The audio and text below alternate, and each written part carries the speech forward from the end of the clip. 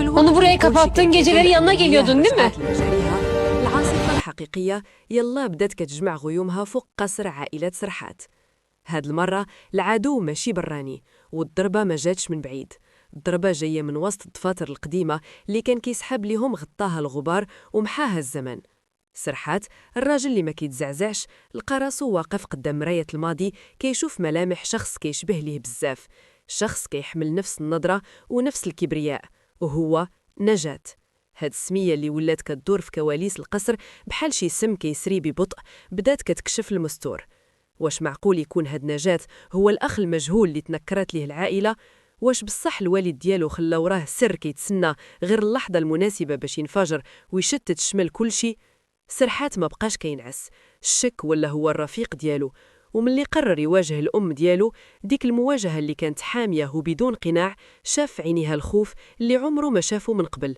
الصمت ديالها وترددها في الكلام كان هو الاعتراف الصريح بأن كاين شي حاجة كبيرة مخبية وراء أسوار هاد القصر. ومن جهة أخرى نجاة ما بقاش باغي يبقى في الظل، وبدا كيتحرك بحال شي صياد ماهر كيخطط لكل خطوة باش يرجع الاعتبار لراسو وللسنين اللي عاشها في الحرمان والتهميش، وهو كيشوف خوه كيتمتع بخيرات كان خصو حتى هو يكون شريك فيها. ووسط هاد الفوضى كاملة كاينة زينب، هي النقطة البيضاء الوحيدة اللي بقات في حياة سرحات المظلمة. في لحظة صدق تحت خيوط الشتاء اللي كانت كتصب بقوة وكأنها كتغسل ذنوب هاد العائلة، سرحات لقى راسو كيطيح قدامها وكيعترف ليها بالضعف ديالو. قال ليها باللي هي الوحيدة اللي كتخليه يحس باللي الدنيا مازال فيها الأمل، وباللي حبها هو الدرع اللي غيواجه به الحقيقة المرة.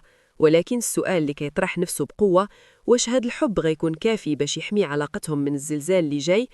الحلقة 20 هي منعرج خطير، هي اللحظة اللي غتعرف فيها الحقيقة كاملة وغادي يعرف فيها سرحات باللي الدم عمره ما يولي ما، ولكن هاد المرة هاد الدم يقدر يكون هو السبب في حريق ما غيطفيه حتى حد. استعدوا، لأن الحقيقة اللي غتبغر كل شيء هي اللي غتحرق كاع الأوراق وغتبدل مصير عائلة ورود وذنوب للأبد.